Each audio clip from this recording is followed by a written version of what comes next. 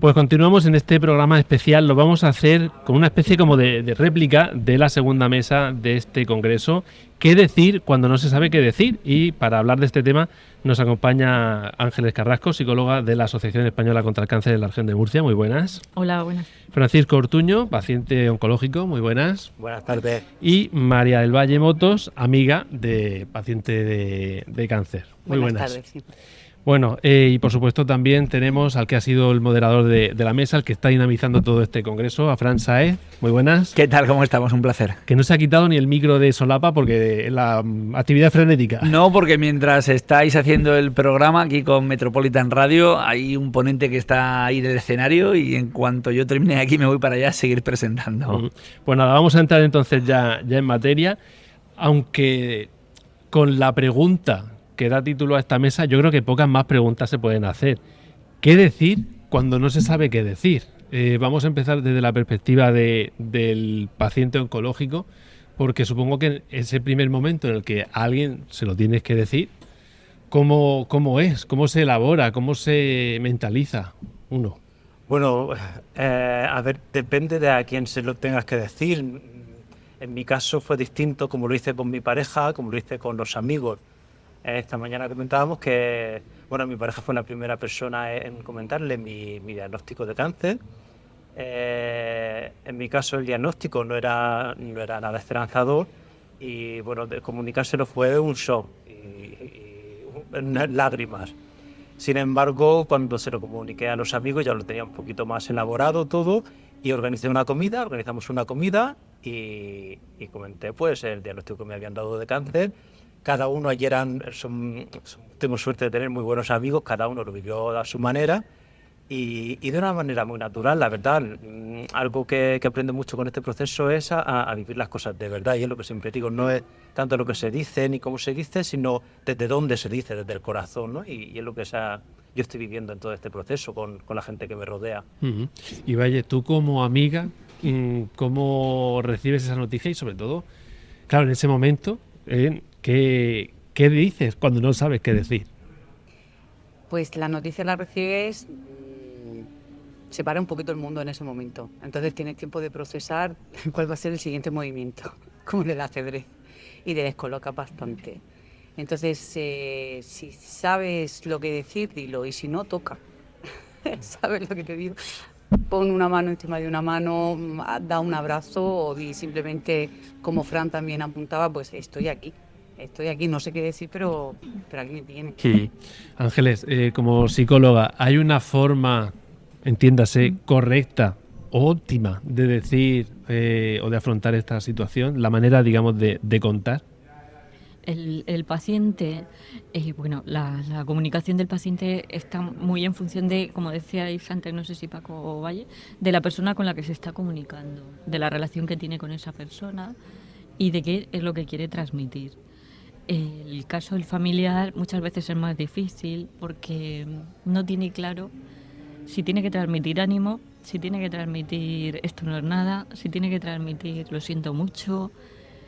Entonces esa posición es muy difícil. La del paciente es más transmitir cómo me estoy sintiendo y la del familiar quizá tiene mucha duda de ¿y yo ahora qué? ¿Sostengo? ¿No sostengo? También, como decía Valle, siento emociones, ¿qué hago? ¿Las comparto o no las comparto? Porque yo tengo que sostener a mi amigo. Entonces, ¿qué hago? Fran, tú como experto en comunicación, ¿qué dices? ¿Qué puedes, digamos, aportar en un escenario así?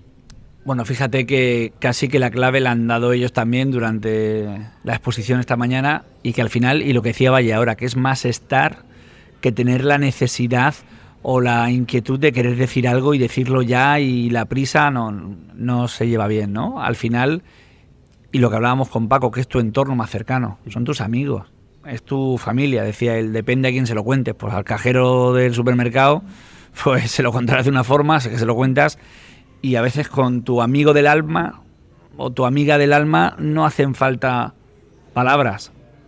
Siempre decimos que la escucha, y tú lo sabes, es una parte muy importante de la comunicación, escuchar a la otra persona, la escucha activa, la empatía, ponerse en su lugar.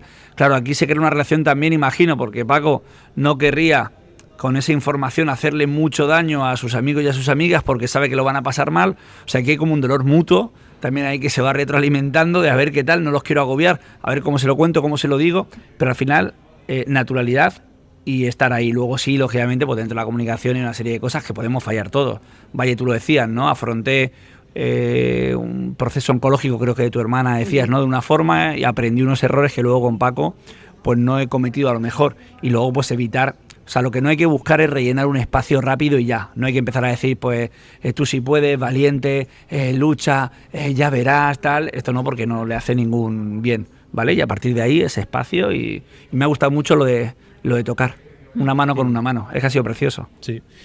Además, se da el caso, y tú lo sabes, Ángeles, cada diagnóstico es un mundo y cada persona es una forma diferente de afrontarlo, de comunicarlo, de vivirlo. Sí, efectivamente. También antes en la mesa lo hablábamos esta mañana. Ya cada persona trae previamente sus características de personalidad, su estilo de vida, su situación en ese momento. Hay personas que están solas. Entonces, cada persona es un mundo. Es que en el caso de Paco y Valle, pues ellos tienen una relación ya muy establecida a lo largo de los años, pero depende de las personas, efectivamente. Claro. Y perdón, solo por lo que antes decía Fran, es importante a veces no invertir roles o papeles. Es el paciente el que tiene que ser sostenido por su entorno. A su vez, su entorno tiene que ser sostenido por su otro entorno. Pero no pueden cambiarse el papel de que el paciente sostenga a la familia. El paciente es el que tiene que ser sostenido. Porque a veces pasa eso, o sea, como no, es que para que mis hijos no se preocupen, mi marido no se preocupe, o mi mujer, o mis padres, pero quien está atravesando la enfermedad es quien tiene que ser sostenido por su entorno. Y además es quien decide, porque hay casos, y no pocos, donde un paciente oncológico decide, en cierto modo, no aislarse, pero las llamadas muchas veces de amigos, por muy amigos que sean, en cierto momento molestan, ¿no? Porque esta enfermedad es como una montaña rusa, ¿no? De repente estás bien el mismo día, a la hora puedes estar hecho polvo. Entonces, claro, el recibir a lo mejor llamadas, visitas, que en otros casos pueden ser reconfortantes, en este caso, al final es una molestia, Paco. No sé cómo lo has vivido tú. Yo, la verdad, siento repetirme, pero es que soy muy afortunado. En mi entorno no es tanto las palabras, es que yo siento la presencia de todo mi entorno y nos entendemos. O sea, yo entiendo que, por ejemplo, Valle me llame un día y le apetezca estar cerca, presente conmigo, pero yo a lo mejor ese día estoy más cansado, pero también es mi responsabilidad, ¿no? Como paciente, de también comunicarle yo a ella o a mi entorno que necesito estar tranquilo, necesito estar solo. Entonces, yo soy muy afortunado en ese sentido. He marcado muy bien los límites, pero también tengo la suerte de que mi entorno no está marcando ningún límite. Ellos siempre están ahí, siempre me lo ponen, no han dado un paso atrás. Que siempre he sido yo, la verdad, por suerte, que he dicho, necesito estar tranquilo cuando necesito estar tranquilo. Pero sobre todo yo, para mí, siempre en lo que estamos diciendo, para mí es la presencia. Yo siento la presencia, aunque hay veces que estás con personas y las tienes al lado y te están diciendo y te están hablando. Sin embargo, hay gente que notas que está presente y no la tienes al lado. Entonces, se nota mucho especialmente esa presencia. Vale, en tu caso, ha mencionado Fran el aprendizaje entre dos casos bien distintos. ¿Cuál ha sido ese aprendizaje? ¿Qué ha cambiado de un caso a otro? Sobre todo, cómo acompañar al principio, porque al principio tú estás muerto de miedo como acompañante. Entonces, en este caso era mi hermana, yo estaba, aterrorizada de que a mi hermana le pasase algo, de que mi hermana sufriese. Entonces era como, tranquila, tiene pues diagnóstico, más y no le dé vueltas, más y no te... ¿Sabes? Como baja. Pero porque era yo la que no podía aceptar mi propio miedo. Entonces, cuando me enseñaron lo que yo estaba haciendo mal, cambié. Y ya con mi hermana pude acompañarla mejor, porque yo no la estaba acompañando en absoluto. Acompañarla era llamarle y decir, ¿cómo has pasado la noche? ¿Cómo te encuentras hoy? ¿Tienes rabia? ¿Quieres reírte? ¿Quieres llorar? ¿No? ¿De qué color te sientes hoy? No sé, un poco de otro sitio. Y si tú estás así, yo puedo estar así. Entonces, bueno, creo que es una diferencia clave y creo que no pasa nada si lo más natural es que al principio te salga ese miedo. Si lo puedes evitar, mejor. Claro. Y si no, te vas a ir dando cuenta, porque esa persona no va a querer estar contigo. Y cuando tú veas qué está pasando aquí, pues a lo mejor tienes Que sí, que repensarlo. Una cosa que ocurre mucho, que lo hablábamos esta mañana, que viene a raíz de lo que está diciendo Valle, es que tendemos a mí lo que menos me ayuda siempre ha sido en todo este proceso, lo decía esta mañana, era cuando me hablan de lo valiente que soy, de lo fuerte que soy, de que no pasa nada, de que todo está bien, de que todo va a estar bien, porque me incapacita la posibilidad de estar mal. Y eso es algo que no me gusta, porque es una realidad que me ha tocado vivir, la afronto de la mejor manera que puedo, pero hay días que estoy bien y otros días que estoy mal. Entonces, cuando me hablan tanto de la fuerza y de la valentía, es algo que siento, digo, no, es que también en este concepto que tenemos estructuralmente de la valentía, siempre estar sonriente, siempre estar bien, no es que ser valiente también es aceptar las debilidades y aceptar que tienes estos momentos de bajón. Fíjate, era la siguiente pregunta, lo del concepto de lucha contra. Puede ser que la gente no lo entienda, pero tú te has sentido presionado por el concepto lucha contra el cáncer y tal, por lo que dices, es así, ¿no? Sí, de hecho esta mañana lo hemos nombrado, la propia palabra, ¿no? Ángeles en eso me ha ayudado un montón, porque en el momento que te dan la noticia del cáncer, la palabra lucha está muy presente desde el propio nombre de la asociación, y es verdad que deberíamos de replantearnos cómo cambiarlo, porque para mí no es ella me diría mucho, no es una lucha, es un proceso de cuidado. Y es verdad, porque la lucha es algo que somos muy bélicos, nos encanta toda esta historia, pero no, es un proceso sobre todo de autocuidado. Ángeles, ¿qué consejos podríamos dar para esa relación con la palabra lucha, ¿no? Para cambiarlo, decías, ¿no? Sí. Autocuidado, no sé si hay algún concepto más, algún truco y sobre todo cómo practicamos ese autocuidado tanto en los enfermos de cáncer como los que no lo están. Sí, es verdad que, como dice Paco, todos los pacientes están muy cansados de la idea de la lucha. No es una batalla, es una enfermedad y las enfermedades, cuando uno está enfermo, pues tiene que intentar cuidarse. Entonces ese es el enfoque.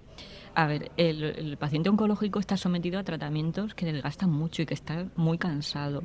Entonces, en ese cansancio, si encima le metemos más presión o más palabras, porque encima hablamos muy deprisa, decimos muchas cosas y mucho contenido, entonces agotas a la persona. Por eso muchas veces se produce ese aislamiento progresivo en el paciente, que es cuando... Pues, total, ¿para qué voy a quedar con esta persona? Si es que luego me pone la cabeza loca y llego a mi casa más cansado, más cansada. Entonces, también forma parte de esa presión, ¿no? De esa presión que socialmente metemos y familiarmente y que hace que todavía cansemos más a las personas. El autocuidado es qué necesidades tengo y el cuidado es voy a intentar satisfacerlas. Si tengo necesidad de descansar, de llorar, de hablar, de no hablar, voy a identificarla e intentar satisfacerla. El lema de este congreso es Tu voz importa. Me gustaría que me dijerais en qué queréis que se escuche más esa voz. ¿Qué le reclamáis, pues no sé, al sistema sanitario, a la sociedad, especialmente tú, Paco? Yo lo tengo clarísimo, lo he dicho esta mañana. Cuando te dan una noticia así, sientes que tu mundo acaba y te sientes un diagnóstico, sientes que ya estás ahí, solo es pensar de una quimioterapia. Y para mí el mensaje que me gustaría que calara es que somos parte activa de este proceso. Está la quimio que te ayuda, pero luego está, por ejemplo, la Asociación del Cáncer, que nos ofrece un montón de espacios de ayuda. Luego puedes hacer cantidad de cosas en tu vida y aprender mucho de este proceso, que creo que es importante que se valore, ¿no? Que no es solo una quimio y eres un diagnóstico, sino que el pronóstico, que es lo que decía esta mañana, lo pones tú, no te lo va a dar solamente la quimio. Pues Valle, Paco, Ángeles, Fran, muchísimas gracias por sacarnos, sobre todo tú, Fran, que estás en plena vorágine, estos minutitos para charlar. Muchas gracias. Gracias. Gracias a ti. A vosotros. Muchas gracias.